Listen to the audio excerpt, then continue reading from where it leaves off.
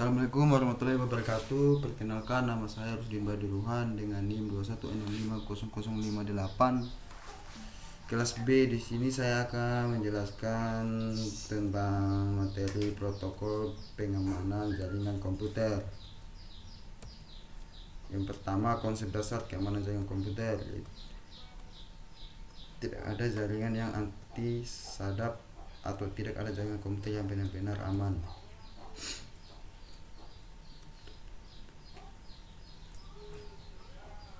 Keamanan jaringan komputer adalah proses untuk mencegah dan mengidentifikasi penggunaan yang tidak sah dari jaringan komputer. Tujuannya adalah untuk mengantisipasi risiko jaringan komputer berupa bentuk ancaman fisik maupun logik. Elemen utama pembentuk keamanan jaringan: 1. Tembok pengamanan baik secara fisik maupun maya yang ditaruh di antara piranti dan layanan jaringan yang digunakan serta orang-orang yang akan berbuat jahat. Yang kedua, rencana pengamanan yang akan diimplementasi bersama dengan unsur lainnya. Yang ketiga, bentuk ancaman keamanan jaringan komputer. Pertama, fisik, yaitu pencurian hardware komputer atau perangkat jaringan. Selanjutnya, kerusakan pada komputer dan perangkat komunikasi jaringan. Terus, withdraw-ping dan bencana alam. Selanjutnya, logik, yaitu kerusakan pada sistem operasi atau aplikasi, virus, dan sniffing. Bentuk ancaman keamanan jaringan komputer, yaitu beberapa bentuk ancaman jaringan komputer. Yang pertama, sniffer, peralatan yang dapat memonitor proses yang sedang berlangsung. Kedua, spoofing, penggunaan komputer untuk meniru dengan cara menyimpan informasi atau alamat IP. 3. Remote attack, segala bentuk serangan terhadap peralatan mesin di mana penyerangan tidak memiliki kendali. Selanjutnya, hole, kondisi dari software atau hardware yang bisa diakses oleh pemakai yang tidak bisa memiliki otoritas atau meningkatkan tingkat pengaksesan tanpa melalui proses otorisasi. Kedua, pre-hacking, berlaku menjadikan sistem pengamanan telepon yang lemah. 3. Hacker, itu orang yang secara diam mempelajari sistem yang biasa tidak suka dimengerti untuk kemudian mengelolanya. Dan hacker tidak merusak sistem. Terus selanjutnya, bentuk ancaman keamanan jaringan komputer. Cracker, yaitu dia orang-orang yang secara diam-diam mempelajari sistem dengan maksud jahat. Terus munculnya karena sifat dasar manusia yang selalu ingin membangun, salah satunya merusak. Cracker cirinya adalah bisa membuat program C++ atau Perl dan memiliki pengertian TCP atau IP. Selanjutnya, menggunakan internet lebih dari 50 jam per bulan. Terus menguasai sistem operasi Unix dan FMS. Selanjutnya, suka mengoreksi software dan hardware lama, terhubung ke internet untuk melakukan aksinya. Bentuk ancaman keamanan jaringan komputer, yaitu cracker, faktor melakukan serangan karena SPT atau kecewa, sport petualangan, profit mencari keuntungan, curiosity mencari perhatian. Yang terakhir, politis, alasan politis. Selanjutnya, faktor penyebab risiko keamanan jaringan komputer. Yang pertama, kelemahan manusia. Yang kedua, kelemahan perangkat keras atau komputer. Yang ketiga, kelemahan sistem operasi jaringan. Yang keempat, kelemahan sistem komunikasi.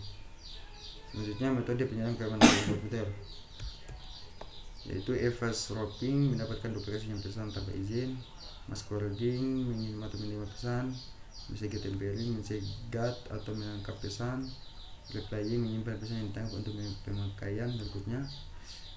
Yang terakhir, denial of service, membajiri saluran atau sumber lain dengan pesan yang bertujuan untuk menggagalkan pengaksesan pemakaian lain. Selanjutnya, kategori serangan keamanan jaringan komputer. 1. Interpolation, yaitu suatu sistem diserang sehingga menjadi tidak terbiasa atau tidak dapat dipakai oleh yang berwenang. Contohnya, perusakan aplikasi terhadap piranti keras atau saluran jaringan. Yang kedua, interception, unsur yang tidak berhak. Contohnya, penyerapan terhadap data dalam suatu jaringan. Serangan keamanan jaringan komputer. 3. Modification, yaitu unsur yang tidak berhak, dia hanya mendapatkan akses. Contohnya, perubahan nilai pada file data. Keempat, fabrication, unsur yang tidak berwenang menyiapkan objek palsu ke dalam sistem. Contohnya, pengirim pesan palsu ke barang lain. Pengendalian. 1. Membatasi akses jaringan ke jaringan. Satu, membuat tingkat akses, melakukan pembatasan. Dua, misalnya pembatasan login, pembatasan jumlah tingkat akses yang diizinkan. Yang kedua, mekanisme kendali akses, melakukan user authentication. Terus metode autentikasi didasarkan pada tiga cara, yaitu sesuatu yang diketahui pemakai, sesuatu yang dimiliki pemakai, dan yang terakhir sesuatu mengenai ciri pemakai. Yang ketiga, waspada terhadap aplikasi sosial, mengaku sebagai eksekutif yang tidak berhasil mengakses dengan menghubungi administrator. Selanjutnya, mengaku sebagai administrasi yang perlu mendiagnosa masalah network. Yang ketiga, mengaku sebagai petugas keamanan e-commerce dengan menghubungkan customer. Yang terakhir, kecurian surat atau password, penyebabkan dan kekerasan. Pengendalian dan membatasi akses ke jaringan. Yang keempat, membedakan sumber daya internal dan eksternal, yaitu memanfaatkan teknologi firewall yang memisahkan network. 5. Sistem autentifikasi user. Sistem autentifikasi user adalah proses penentuan identitas dari seseorang yang sebenarnya terus diperlukan untuk menjaga keutuhan. Upaya untuk lebih mengembangkan proteksi password antara lain salting, menambahkan string pendek string password. Kedua, on-time password OTP, user harus mengganti password secara teratur. Yang ketiga, tantangan penangkapan, user diberi kebebasan memilih suatu algoritma. Terus, satu, daftar panjang pertanyaan dan jawaban. Verifikasi terhadap password adalah mengharuskan pemakai memberi satu daftar pertanyaan panjang atau jawabannya. Pertanyaannya, siapa mertua abang ipar Agus? Apa yang diajarkan Bu Astri lewat SD? Film animasi apa yang disukai oleh Anda dan pengalaman hidup Anda? Pada saat login, komputer memiliki salah satu dari pertanyaan seseorang saat menanyakan proses dan menganalisis jawaban yang diberikan. Contohnya, Secret Ace, Escape, Password, Challenge, Hide, Remote, dan lain-lain. Terus selanjutnya pengendalian 2, melindungi aset organisasi. Ada dua cara dalam melindungi aset organisasi, yaitu secara administratif atau fisik dengan membuat rencana kemungkinan terhadap bencana. Kedua, secara teknis dengan menerapkan firewall dan membentuk VPN. Ketiga, firewall adalah sistem atau kelompok sistem yang melakukan kebijakan melalui akses antara kedua jaringan. Secara fisik, firewall dapat dianggap sebagai sepasang mekanisme. Satu, memblok lalu lintas, dua, mengizinkan lalu lintas jaringan. Dan dilakukan firewall digunakan untuk melindungi jaringan Anda dari serangan jaringan pihak luar. Firewall tidak dapat melindungi dari serangan yang tidak dapat melalui firewall, serangan dari seseorang yang berada di dalam jaringan Anda. Terus secara konseptual terdapat dua macam firewall, yaitu network level dan aplikasi level. Network level didasarkan pada keputusan mereka pada alamat sumber, alamat tujuan, dan port yang terdapat dalam setiap paket IP. Jika aplikasi level biasanya adalah host yang berjalan sebagai proxy dan server. Istilah firewall dapat komputer. Yang pertama, host, suatu sistem komputer yang terhubung pada suatu network. Kedua, bastion, host, sistem komputer yang harus memiliki tingkat sekuritas yang tinggi. Mengapa? Karena sistem ini rawan sekali terhadap serangan hacker dan cracker, karena biasanya mesin diekspos ke lewat luar internet dan merupakan titik untuk para user dari internet network. Terus, packet filtering, yaitu aksi dari suatu alat atau device untuk mengatur secara selektif. Terus dapat memblok dan memperbolehkan suatu paket data yang melintasi network. Selanjutnya, perimeter network, suatu network tambahan yang terdapat di antara network yang dilindungi dengan network eksternal untuk menyediakan layar tambahan dari suatu sistem keamanan. Keuntungan firewall keamanan jaringan komputer yaitu fokus dari segala keputusan, dapat menerapkan suatu kebijakan sekuritas, dapat mencatat segala aktivitas yang berkaitan dengan alur, dapat digunakan untuk mengatasi penggunaan sumber daya informasi. Klarifikasi desain firewall. 1. Packet filtering. Itu sistem packet filtering adalah router yang melakukan routing paket antara internal dan eksternal network secara selektif. Terus informasi yang digunakan untuk mendeteksi paket tersebut adalah IP address asal, IP address tujuan, protokol, port TCP atau UDP asal, terakhir port TCP atau UDP tujuan. Contoh routing paket selektif yang dilakukan oleh scanner router. Semua koneksi dari luar sistem menuju internet dan kecuali untuk koneksi SMTP. Memperbolehkan service email dan file transfer protokol OTP, tetapi memblok service berbahaya seperti Telephone File Transfer Protocol, X Windows, Remote Control, LPC, dan lain-lain. Keuntungan dari pakai filtering atau screening router bersifat transparan dan memproses relatif lebih mudah dibandingkan metode berbagai yang lain. Kekurangan dari pakai filtering yaitu tingkat keamanan masih rendah, masih mungkin adanya IP forwarding, tidak dapat scanning pada layar di atas network layar. 2. Aplikasi level gateway yaitu proxy merupakan perantara antara internet dan web dengan eksternal network. Proxy service merupakan aplikasi spesifik atau program service yang dijalankan pada mesin server.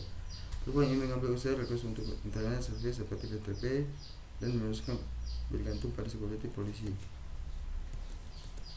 Keuntungan dari sistem proxy, tingkat keamanan lebih baik daripada security router, deteksi paket dilakukan sampai pada level aplikasi. Kekurangannya, performa lebih rendah daripada screening router karena terjadi penambahan daripada paket dikirim aplikasi. Ini disebut oleh proxy ini terdapat sistem keamanan transparan. 3. Sirkuit level gateway yaitu merupakan terdiri dari fungsi khusus yang berbentuk dari tipe aplikasi yang lebih terkumpul. Tipe ini mengizinkan fungsi TCP NTN. Sirkuit level gateway adalah gateway atau mengangkut kedua hubungan TCP tersebut. Satu di antara dirinya gue dengan TCP pada pengguna lokal, satu lagi di antara dirinya gue dengan pengguna luar. Saat dua buah hubungan relasional gateway akan menjadikan TCP segmen dari satu hubungan ke lainnya tanpa sisinya. Terus terakhir fungsi pengenalan terletak pada penentuan hubungan mana yang diizinkan. Arsitektur dasar firewall jaringan komputer satu. Yang pertama arsitektur 2 home host. Itu sistem menggunakan sebuah komputer dengan paling sedikit 2 network interface. Yang kedua interface pertama dihubungkan dengan jaringan internal yang lainnya dengan internet. Yang ketiga 2 home host berfungsi sebagai bastion host. Yang kedua screen host. Pada topologi SHG fungsi server dilakukan oleh sebuah screen router dan bastion host. Router ini dikonfigurasi sebagian sehingga akan menolak semua trafik kecuali yang ditujukan ke bastion host. Terus yang ketiga, dengan cara ini setiap persalinan service pada jaringan internet dapat menggunakan fasilitas komunikasi. Ketiga, screen subnet itu firewall dengan struktur screen subnet menggunakan dua screening router dan jaringan tengah. Terus kelebihan susunan ini akan terlihat pada waktu optimasi penerangan server. Terus virtual private atau jaringan pribadi maya sama dengan jaringan pribadi. Pada umumnya di mana satu jaringan komputer suatu lembaga atau perusahaan di suatu daerah atau negara terhubung dengan jaringan komputer. Perbedaannya yaitu pada PN media penghubungnya masih milik perusahaan atau grup itu sendiri. Kedua, pada VPN media penghubungkan adalah jaringan publik seperti internet. Cara membuktikan VPN, yang pertama tunneling. VPN ini dibuat dengan satu panel.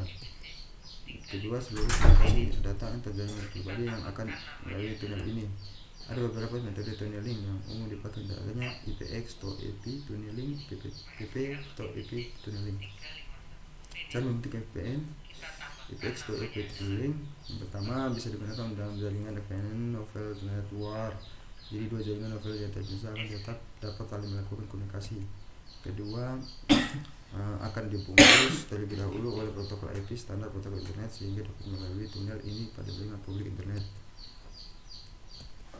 PPT atau IP tunneling sama halnya PPT atau IP tunneling, di mana PPT protokol di skala standar oleh network. Dua firewall, kemampuan ini firewall. Yang pertama IP heading atau mapping. Kemampuan ini mengakibatkan IP address dalam jaringan dipetakan atau ditranslasikan ke suatu IP address baru. Kedua, privilege limitation, kita dapat membatasi pada user dalam jaringan sesuai dengan otorasi atau hak yang diberikan kepadanya. Terus outset limitation, kita dapat membatasi pada user dalam jaringan hanya untuk mengakses ke area tertentu. Terus instead limitation, kadang-kadang kita masih memperbolehkan orang luar untuk mengakses informasi terjadi dalam suatu komputer. Password dan state authentication, beberapa user di luar jaringan memang diizinkan untuk masuk ke jaringan kita. Oke, baik, itu saja. Bila ada kata-kata yang kurang jelas mohon dimaklumi. Sekian dan terima kasih. Assalamualaikum warahmatullahi wabarakatuh.